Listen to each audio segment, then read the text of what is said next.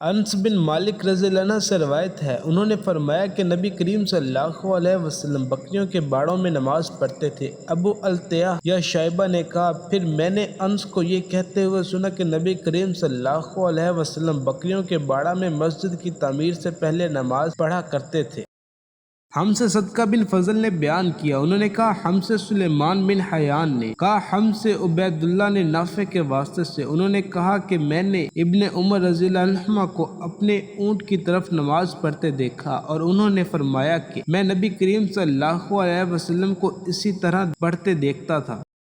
عبداللہ بن عباس رضی اللہ عنہما سے روایت ہے، انہوں نے فرمایا کہ سورج گہن ہوا تو نبی کریم صلی اللہ علیہ وسلم نے نماز پڑھی اور فرمایا کہ مجھے آج دوزخ دکھائی گئی، اس سے زیادہ بھیانک منظر میں نے کبھی نہیں دیکھا۔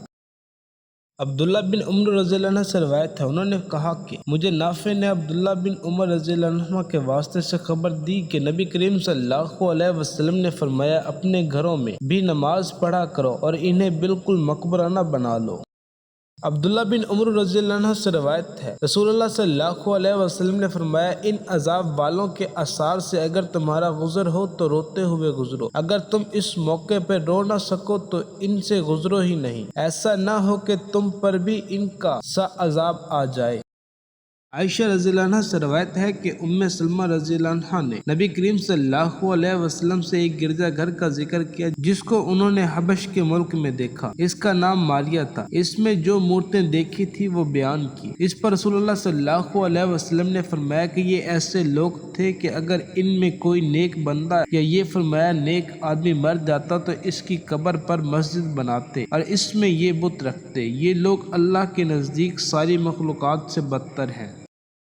عبداللہ بن عباس رضی اللہ عنہ نے بیان کیا کہ نبی کریم صلی اللہ علیہ وسلم مرض الوفات میں مبتلا ہوئے تو آپ صلی اللہ علیہ وسلم اپنی چادر کو بار بار چہرے پر ڈالتے، جب کچھ افاقہ ہوتا تو اپنے مبارک چہرے سے چادر ہٹا دیتے۔ آپ صلی اللہ علیہ وسلم نے اسی اضطراب و پریشانی کی حالت میں فرمایا، یہود و نصارہ پر اللہ کی پھٹکار ہو کہ انہوں نے اپنے انبیاء کی قبروں کو مسجد بنا لیا۔ آپ صلی اللہ علیہ وسلم یہ فرما کر امت کو ایسے کاموں سے ڈراتے تھے۔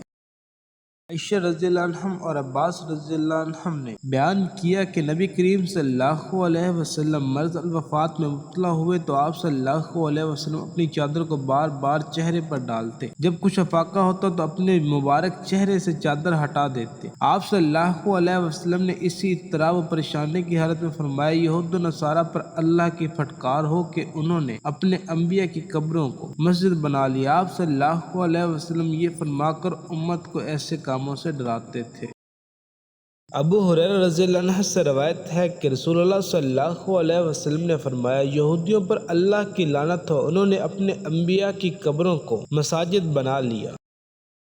جابر بن عبداللہ رضی اللہ عنہ سے روایت ہے کہ رسول اللہ صلی اللہ علیہ وسلم نے فرمایا، مجھے 5 ایسی چیزیں عطا کی گئی ہیں جو مجھ سے پہلے انبیاء کو نہیں دی گئی تھی۔ نمبر 1، 1 مہینے کی راہ میں میرا روب ڈال کر میری مدد کی گئی۔ 2، میرے لیے تمام زمین پر نماز پڑھنے اور پاکی حاصل کرنے کی اجازت ہے، اس لیے میری امت کو جس آدمی کی نماز کا وقت جہاں بھی آ جائے اسے وہی نماز پڑھ لینی چاہیے۔ 3، میرے لیے مال غنیمت حلال کیا گیا۔ 4، پہلے انبیاء خاص اپنی قوموں کی ہدایت کے لیے بھیجے جاتے تھے، لیکن مجھے دنیا کے تمام انسانوں کی ہدایت کے لیے بھیجا گیا ہے۔ 5، مجھے شفاعت عطا کی گئی ہے۔